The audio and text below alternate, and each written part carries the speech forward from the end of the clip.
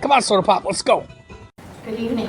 My name is Melanie Bliss, and I live at 2021 South First Avenue. And in today's email, I received a very interesting article, and it's called City Lab from the Atlantic, and it maps the hourly wage needed to rent a 2-bedroom apartment in every United States state. It's not very long to read, but I didn't want to just give you the URL, and that's the extent of my technology language.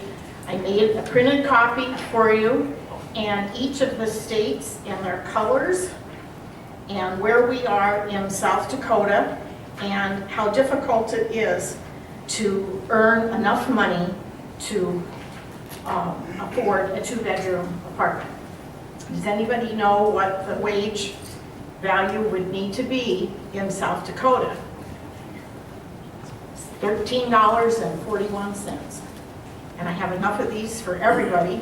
I'm going to ask Councilor Staggers to pass them out. You can get the one with the red paper clip. The others are just stapled together.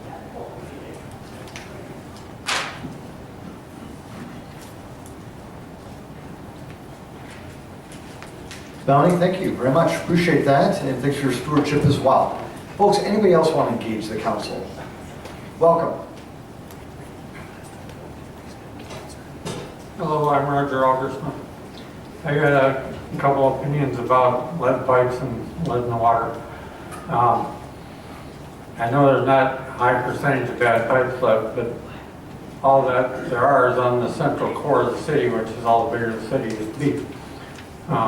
My dad was 20 when he moved down here, and there's like 35,000 people, so the concentration of lead pipes is a fair amount higher downtown.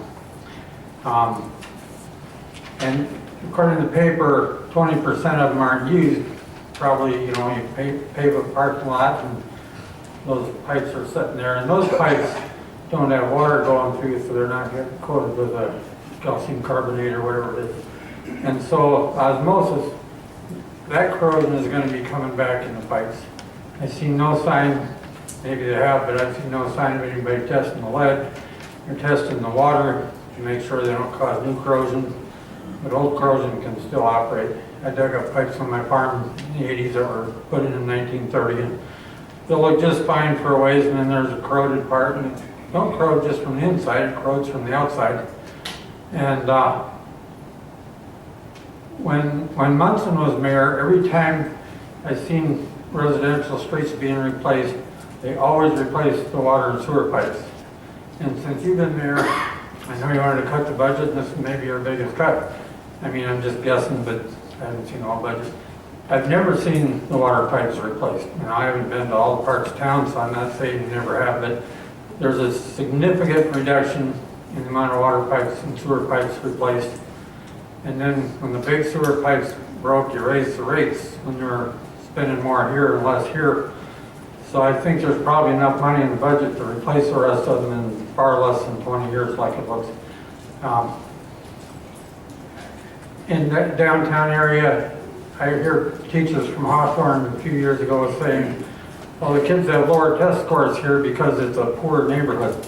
Well, there's poor people that are good and bad, and there's rich people that are good and bad, and it might have been the lead in the pipes had something to do with it too. And so maybe you're testing lead already, but if you test it at various locations in the downtown area, finding out if it's a problem rather than just making sure we're not making it worse would be very worthwhile. And I think replacing those few pipes quickly should be within the budget. Thank you. Roger, thank you as well. We appreciate it. Folks, anybody else? Welcome.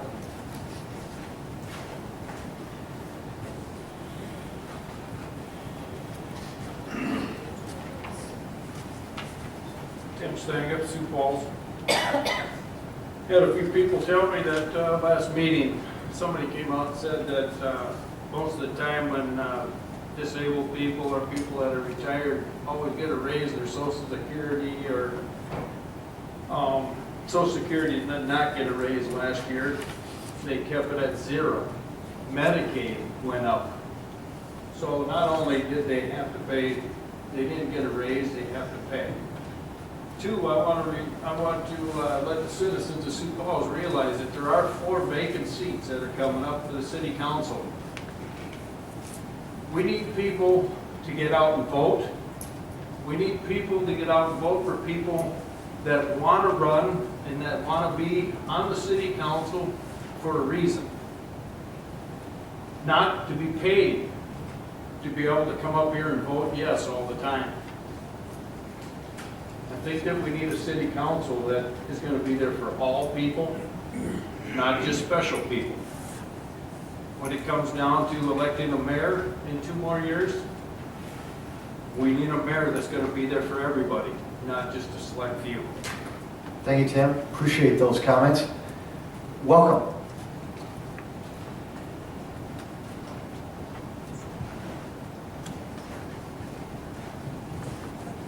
Hello. You probably know my name by now. I'm David Zokaites, and continuing my long analysis of police-civilian interaction. There's some good cops out there, and then there are some that do their best to be, let's say, belligerent and domineering. And the question is, what kind of social, political, and cultural things prompt belligerence in police officers? Well, for tonight's component part of this problem, we're going to talk about New York City for a little while, and maybe even South Africa. Racism has an influence in the attitude of police and the rest of us.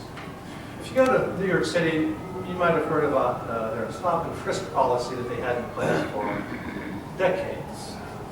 This allowed police officers, predominantly white, to go into predominantly black neighborhoods without a warrant or suspicion or probable cause, and stop black people, and maybe when take out your guns and make the stop more belligerent, and then to search the black people with no particular provocation.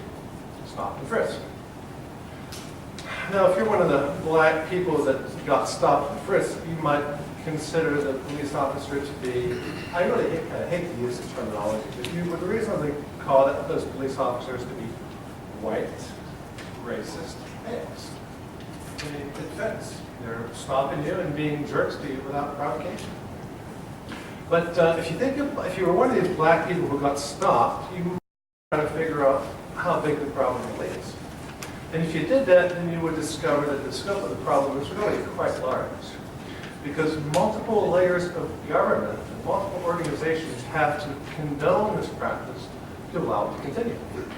So, if you complain to the police department, they don't care, well, they're in on it. And the city council in New York City had to approve it, the county government, and the state government, and even the national government.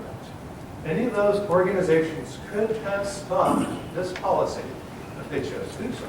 But they didn't for some reason.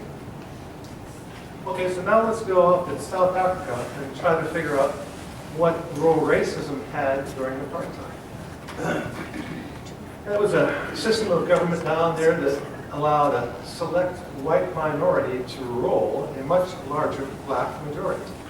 And one of the components of this rule was to give the different tribes different levels of privileges and different levels of responsibility.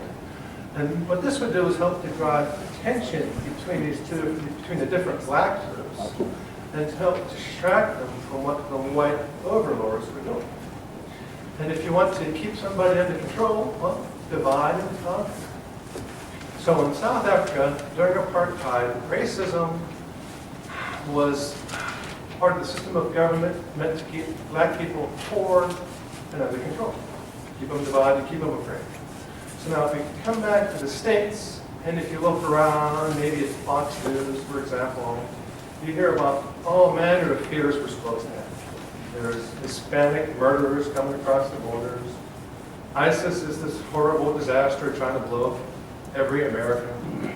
And there's also other fears that we've promoted in this country for quite a while. There's war on drugs, and the war on crime, and the war on terror, and the first war in Iraq, second war in Iraq, and a lot of wars, a lot of fears, a lot of fear-mongering, a lot of internal tension that people try to promote.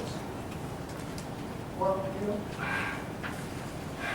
one of the problems with fear is it tends to make people want more control, and it tends to make people a little mean. Racism, if it's officially propagated in places where it should be, can help to keep the peasants, that's us, under control, can help to keep somebody else in control, and it can help to promote fear among police so that when they do interact with civilians, they don't do it as nicely as they would in a more benign context. So anyway, that's tonight's discourse, and it's about one component of our culture that negatively influences police-civilian interaction. And I'll come back later with another time. Thank you, David. Y'all come back now. Cheers.